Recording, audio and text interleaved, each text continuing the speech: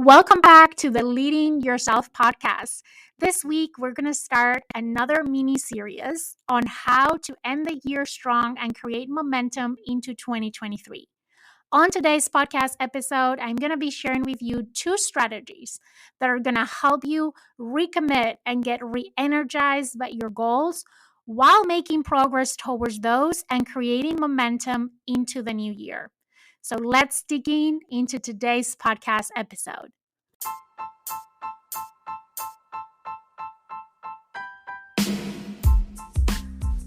Welcome to the Leading Yourself podcast. This is your host, Carolina de Arriba. I'm an HR professional, health and fitness coach, wife, mom, and above all things, a goal-getter. In this podcast, we're going to be digging into all things leadership, professional and career development, habits, and relationships.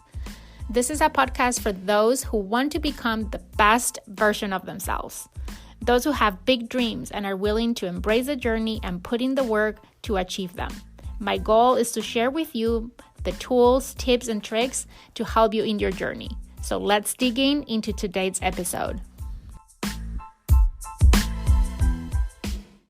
We are less than 90 days away from the end of 2022. And I know this season of the year can be really overwhelming for a lot of people because there's a lot going on from now until the end of the year. We have all the holidays. If you work in a corporate world, there's this pressure to finish things. You probably are looking at your goals right now and feeling a little bit daunted and overwhelmed because there's maybe so much that you still need to do and so little time. Or maybe you have just lost the motivation to pursue your goals and your dreams, and you're just waiting for the new year to come to get re energized as if there was some kind of magic that comes with the new year. Well, there might be some kind of magic, but not the magic that we believe there is. We'll talk more about that later. But in today's podcast episode and next week's podcast episode, my goal is to share with you some tools and some tips to help you navigate this last stretch towards the end of the year in a way that is less overwhelming and that you feel that you can reconnect, recommit to your goals, and create momentum into 2023. So let's get started. Today, I want to focus on how to get re energized by our goals, how to reconnect with our goals. Next week, we'll talk more about the time management piece on how to manage your time in the busiest time of the year to refocus on your goals. Now, let me start by saying this. Not being overly focused on your goals or feeling that you need, desire, or pull to chase your goals is not always a bad thing. Sometimes when we are very honest with ourselves, we might be very content with where we are right now. Maybe you are in a time in your life where you're like, I have what I want. I feel that I am content, that I am enjoying every aspect of my life right now. And I don't have this need, this desire, or this pull to chase goals right now. And, or maybe not chase them as intensively as you might have done in the past. Personally, I have found myself in this space for the first time in a very, very long time. I lately not been obsessed with my goals as I'm typically am. And I was starting to believe that there was something wrong with me. Because if you know me, you know that I can be very intense and that I always have a goal in mind and I'm always hustling to achieve my goals. And that's just who I am and it's how I'm wired. And the fact that I am in a season in my life where I don't feel that pressure and I am enjoying the present moment feels uncomfortable because it's not who I typically am. Now, if you are in this space like me, here's something that I want to share with you. Personally, I don't believe that this is a forever thing because I truly and deeply believe that one key for happiness is progress. Feeling that we're working towards something, right? That there's something more, feeling that we are making progress. That is, for me, a key part of happiness. If we get into a status quo for a long period of time, then we start to get demotivated. We start to lose our energy and we just become a different person and maybe not the person that we want to be. And I personally believe that that is one of the reasons why I've always so intensively chasing goals because the the fact that I'm making progress and feeling that I'm making progress makes me feel proud of myself, makes me feel joy, makes me feel happy. Maybe you can identify with this, maybe you can, but that is a core belief that I have that this moment or season of being content with where you are, it's not a forever thing, right? And that the key for happiness is progress. Now that we have put that out there, I want to address everyone else, right? Everyone else that might not be in this season of being really happy with where they are and really enjoying the present moment, but they feel stuck, maybe, or you're feeling overwhelmed, or you're feeling frustrated, or you have given up, or you're just not, you don't have the energy to pursue your dreams in this stage of the year, in this busy season of the year. I also believe for myself that even though I am content with where I am today, and I'm trying to practice being more present in the moment because I am the kind of person that is always looking into the future. I rarely look into the past. I am more focused on the future. And I've been working very hard to be more present in the moment, in the present. But as we get closer to the end of the year, I am already starting with my end of the year routines where I am starting to think about what are going to be my goals for next year and what is my vision for 2023. And I will share more about that in a different episode. But I want to put that out there that even though I am content with where I am and I'm trying to be present in the moment, I haven't forget about the future either. Now, as I said, today I want to speak to those who are feeling maybe a little bit flat because they're not content with where they are, but they're not motivated to focus on what it's coming either.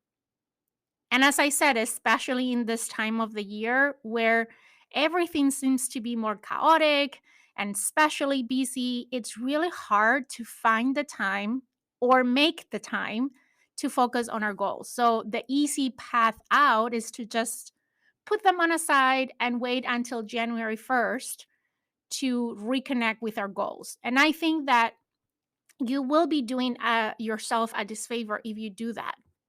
I think I used this analogy last year, but think about yourself as a racer. You're racing cars and you have this big race on January 1st, right? On January 1st, you're telling yourself, I'm going to go all in with my goals. I am going to crush it. I am going to be a different person. I am going to do all these things. And we all start the year that way. Now, we're sitting here mid of October. And if that is you, and because of how overwhelmed you are, because of how busy you are, because you're disconnected with your goals, you decide to just park your car on your driveway, right? And you leave it there until the end of the year. And then comes January 1st, you're trying to start the car and go 100 miles per hour in 5 seconds. And I don't know a car. I'm sure there are cars that are capable of doing that. I'm not into race cars, but my car, the car that I drive, cannot do that, right? It is very different if instead of parking your car on your driveway, you continue to drive your car maybe 10 miles per hour, 20 miles per hour, 30 miles per hour, maybe it's 40 or 50. My point is, you might be driving slower than you typically do. You might be driving below the speed limit. You might be just, you know, letting it move and create momentum without putting your foot too deep into the gas pedal, but you don't brake. You keep moving, even if it's very slow. Then when January 1st comes and you really go all in on that gas pedal, it will be much easier and much quicker to get to 100 miles per hour. And that's what I want to talk about today. How can you keep going with your gas on your feet on the gas pedal or cruising, even if it's a very low speed, so you can continue to create momentum that will help you have a strong, not only end of the year this year, but a strong start of 2023. So let's unbundle this. And I'm going to talk about two key things today, two main concepts, two strategies, two tools, however you want to call them, that can help you recommit to your goals and keep moving for the rest of the year. So I believe that one of the main reasons that people park their car on their driveway is because they can't see the finish line. It's too far away and they realize there's only so many days. And when we look at our calendars, if I look at my calendar at the office, actually, Friday, I was looking at my calendar and to try to schedule something, and I didn't find any spot in my calendar where I could schedule what I wanted to schedule until 2023. And when I scroll, I'm like week by week by week, I'm like, the year is over.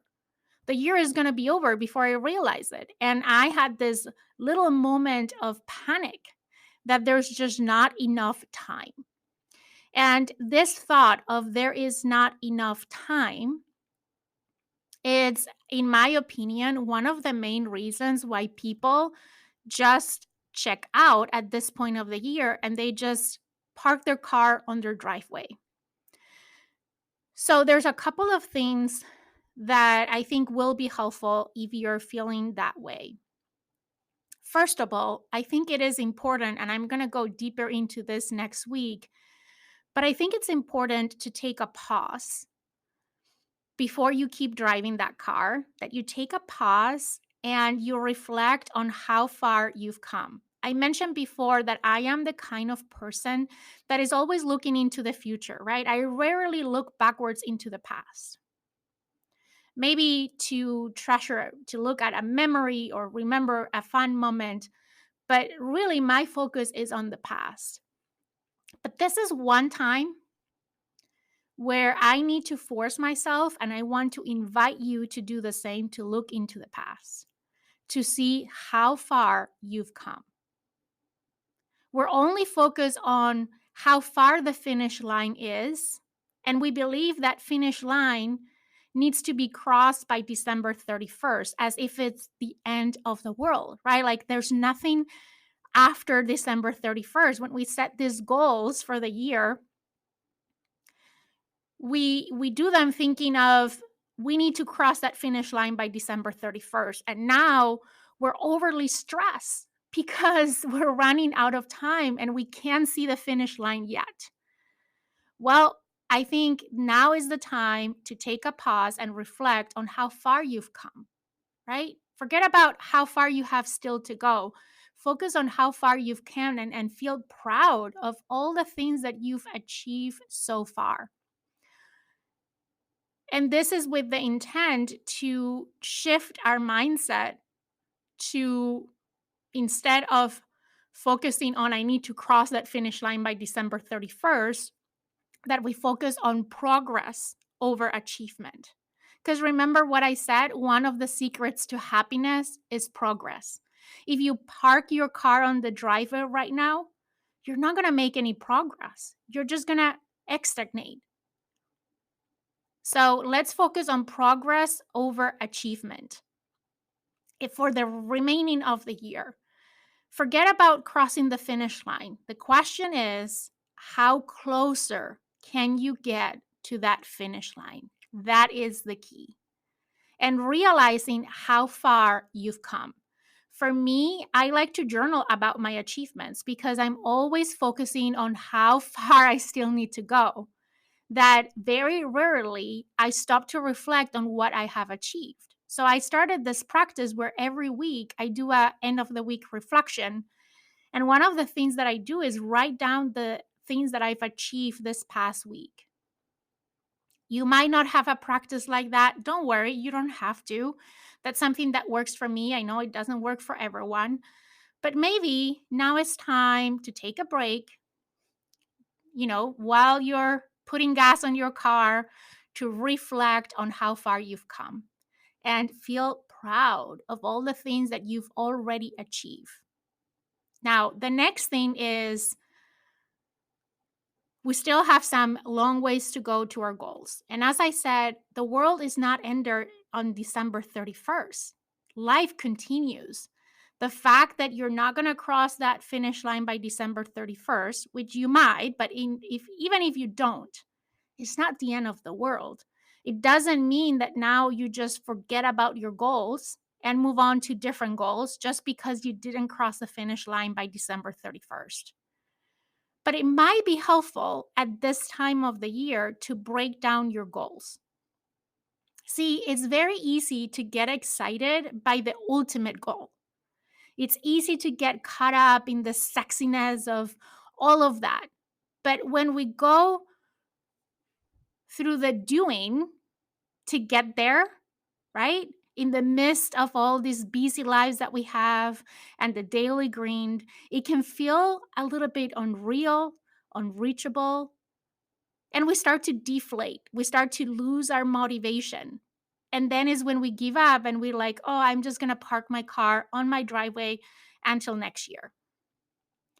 The key here is, how can we bring your goals closer to where you are today? That is the key. And the key question is, what can be some milestones that can be realistic to achieve by the end of the year? Or maybe how can you downgrade your goals so they seem closer that they are? And this is not about settling, and it's not about lowering your standards. That big goal is still there, right? But now we're saying we don't have to achieve it in December 31st. So let's figure out, how far do you want to get by December 31st? The big goal is still there, but you're giving yourself stepping stones to get there. And I want to use an analogy. I love to walk in nature. It's something that gives me peace and it helps me relax and recharge. This week, I published a blog post on self-care for mental health because last week was the World Mental Health Day. So I put out this blog post. You can check it out. I'll put the link on the show notes of the podcast episode where I talk about how to use self-care to protect your mental peace. And one of the ways that I like to do that is to get out in nature. And there is this place that I love to go. It's nearby my house, and it has a pond and there is a river. So imagine that you're trying to cross this river or this pond. These milestones that you're setting right now, or these smaller goals that you're setting right now, are like stepping stones to help you get to the other side of the river or that pond. Imagine that you try to jump over that pond in one step. You want to take a leap, which is typically what we're trying to do, right? We set these big goals and we're trying to get this big leap to achieve them. The truth is that if we try to jump to the other side of that pond or the other side of that river, most likely we're going to fall into the water and potentially drown. But by creating milestones or creating smaller goals, we can set the stepping stones that can help you get to the other side. Those smaller goals, those milestones, ultimately are the path to get to the other side. And not only are a path to get to the other side, but it's a safer and more enjoyable way to get to the other side. And I always say it's about the journey and not the destination. I've talked about this many times on the podcast. So if it's about the journey and it's not about the destination, and we want to enjoy the journey, if you right now put that extra level of stress on yourself to get to the other side of the pond or the other side of the river by the end of the year, and that requires you to take a leap that most likely you're going to find yourself falling into the water and drowning. Instead of that, let's have a safer and more enjoyable journey to get to the other side of the pond or the other side of the river by creating the stepping stones. And I believe that when we feel that the goal is closer, when we feel that we can see what is the end goal, that might be a stepping stone, not the other side of the river for this year, then we get more excited and we create momentum. Think about, let's go back to the analogy of the race. But now I'm going to use the marathon, okay? I have used this analogy as well before. Today is going to be the day of analogies. But imagine that you're running a marathon. By the way, I still haven't run one. I don't know that I ever will, but I have run some 5Ks and a couple of 10Ks. And imagine that you are a runner and you're running this marathon. You've been running for however number of miles and you're tired and your feet starts to hurt and you're thirsty and you're so tired and hurting that you just want to give up, right? You're like, I'm not going to make it. I'm just going to give up. And then all of a sudden, you see that finish line. And the moment that you see that finish line, you get this surge of energy, of motivation that pushes you to run faster and give everything that is in within you to cross that finish line. And when you talk to runners, I've talked to many runners in me trying to start to run, and they all describe this moment as you just get this burst of energy that you don't even know where it's coming from. But the moment that you see that finish line, you just run as fast as you can, faster than you thought you were capable of to cross that finish line. And the same happens with our goals. When we're able to see that finish line, it's so much easier to get that motivation to cross it. So by creating the stepping stones, you're saying each stepping stone is a finish line, is a mini finish line. And if you're able to create stepping stones that you can see, that is going to give you that burst of energy and motivation that you need to reconnect with your goals, to feel excited again, to create momentum, right? And to make progress towards that big goal that you have at the end of the day. So that is one approach, one strategy that I can share with you. And I want to share another one. Because as I was reflecting for myself, right, I mentioned to you, I am in this space right now that is very uncomfortable, where I'm not pushing as hard as I typically am towards my goals because I feel content where I am right now. And I know this is temporary, and I'm trying to just accept that this is a good thing and enjoy the moment. And that's hard for me just because of how I am wired.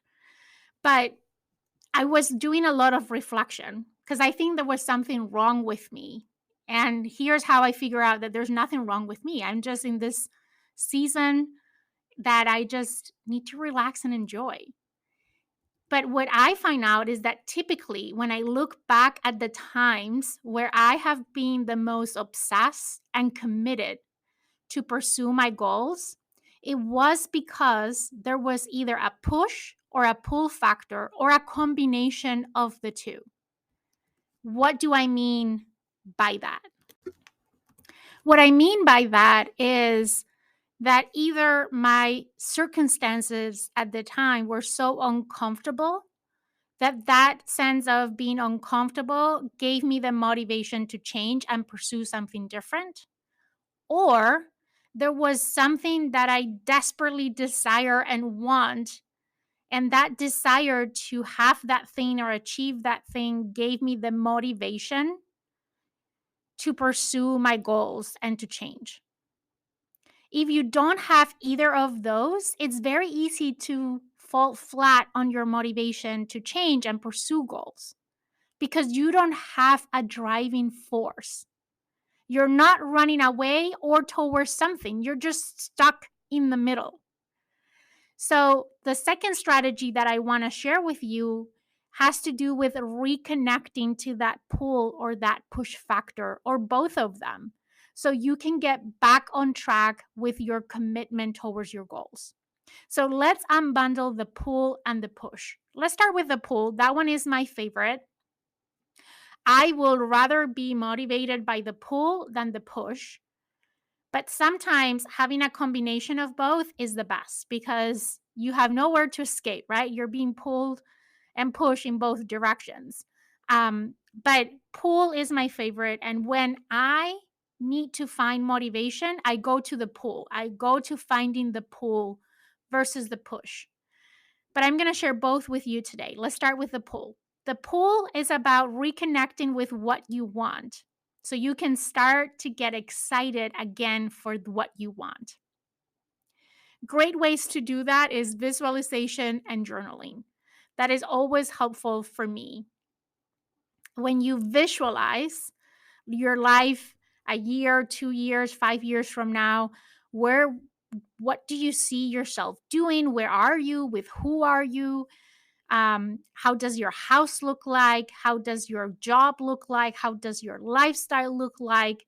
That always motivates me and creates that pull.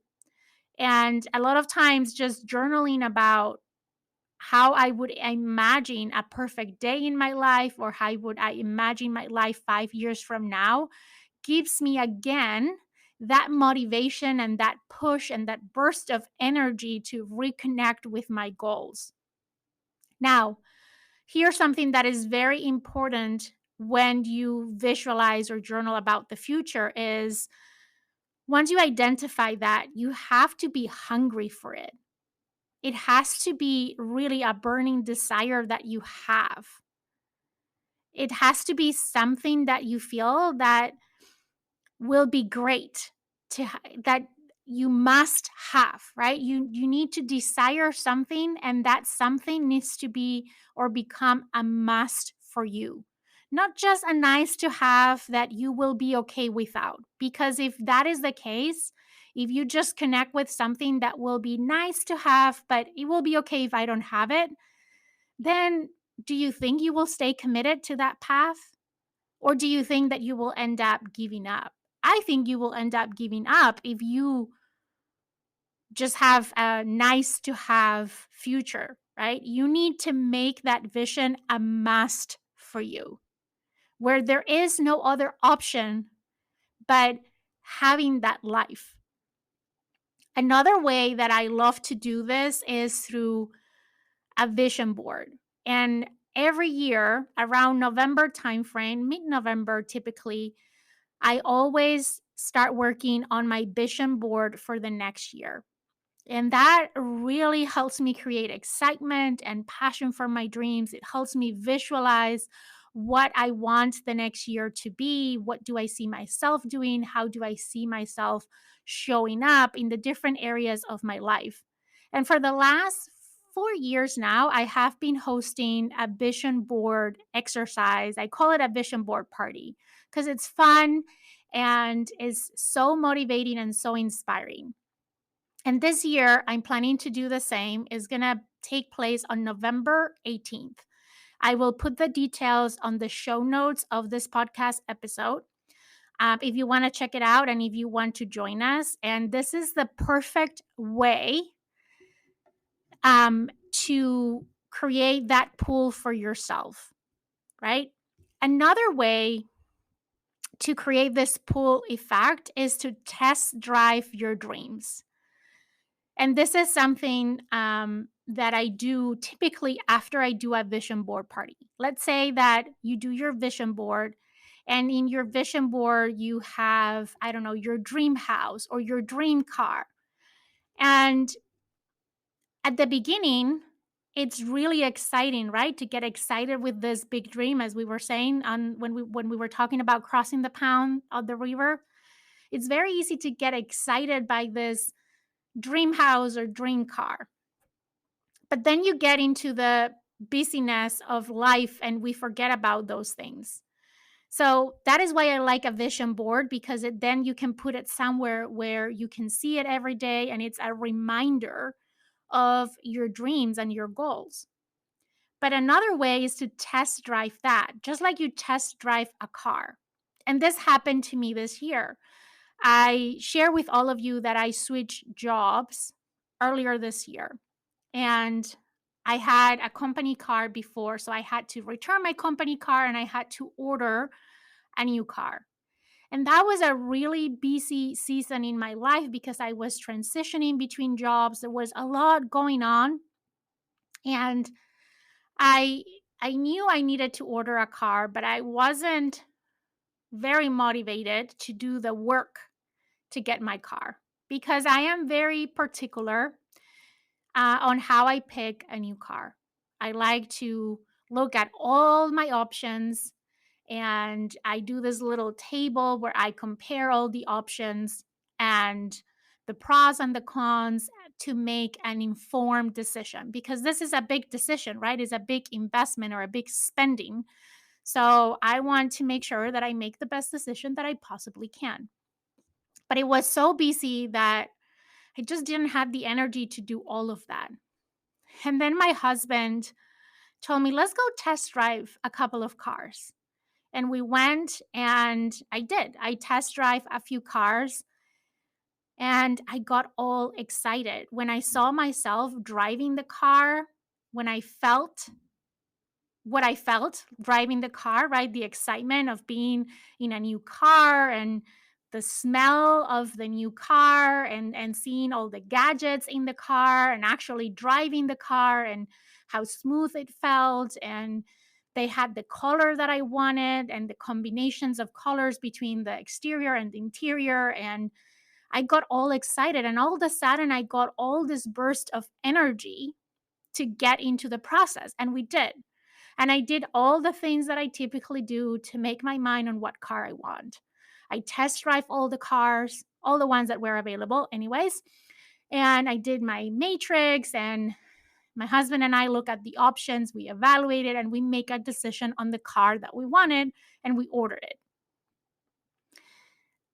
If it wasn't because I test drive that car and I start to visualize myself driving that car and feeling what I would feel driving that car, I connected with all my senses, right? In that test drive, I wouldn't have found the energy to go through the process that I went. Now, I'm still waiting for my car. I'll get to that on the push. I still don't have a car. That's how the world is today, that you need to wait for months to get a car. Um, but that actually is a good segue into the push. So when I talk about the push, I'm talking about creating a situation in your current state that is uncomfortable. So it gives you the motivation to change. Now, I know a lot of people that while they might not have their dream lives, they are very comfortable in their current lives and they're just coasting through life because they're comfortable. And I think that being comfortable with where you are is the most dangerous place to be. And there's a difference between being content and being comfortable, right? I mentioned to you, I'm in this season of my life where I am content with where I am, but I know this is temporary.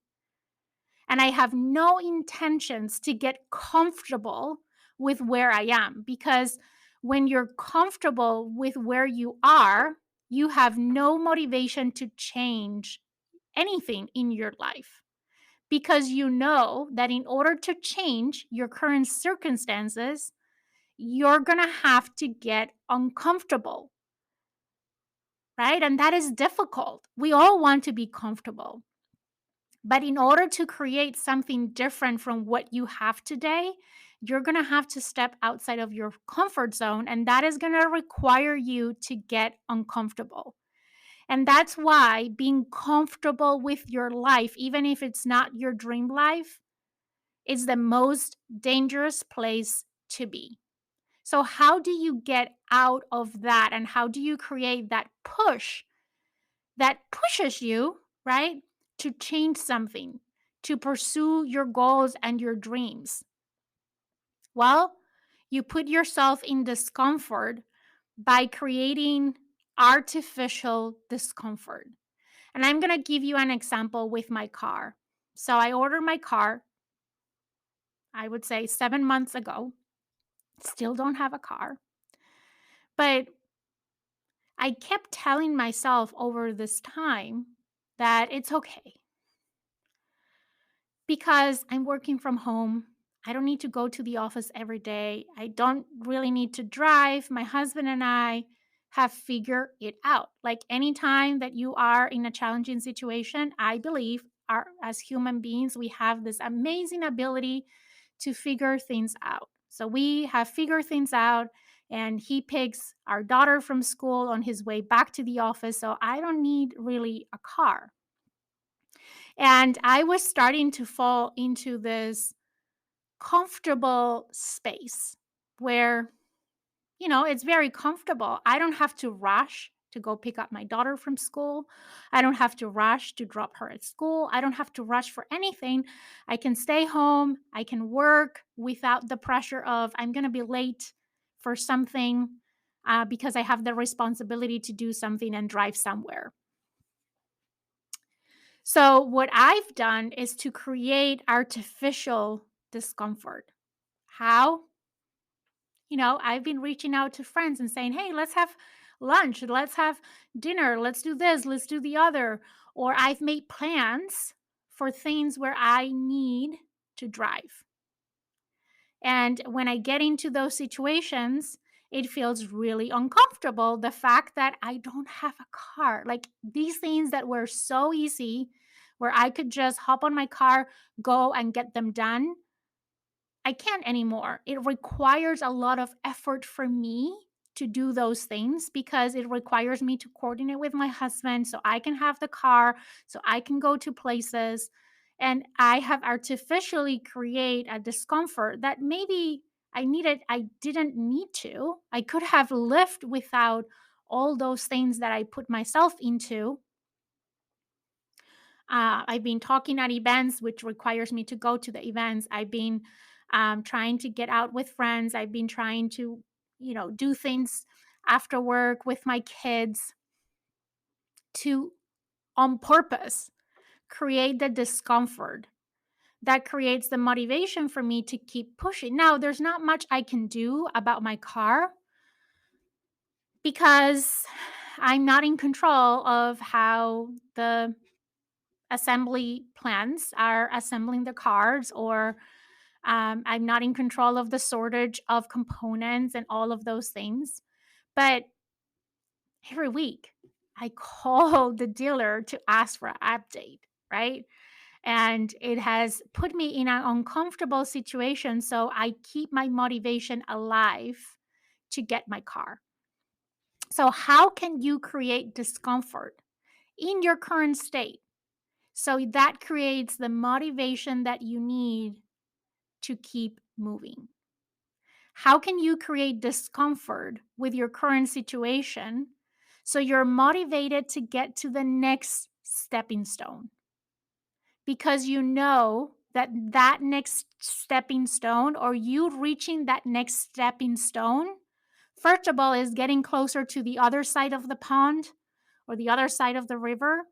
But second of all, it's going to be less uncomfortable there than it is where you're today. So, those are the two strategies that I wanted to share with you today. And I hope that these are helpful. And let me tell you one more thing. Next week, we're going to go deeper into time management for this last push of the year. And I'm going to share with you strategies on how you can do all the things that you have to do in the time that you have left from now to the end of the year in a way that you feel that you're creating momentum, in a way that you feel proud of yourself, and in a way that is less chaotic than what probably life feels like right now. So I will see you here for next week's episode to talk about time management for the last stretch of the year. Until then, I hope you have an amazing week ahead, and I will talk to you soon.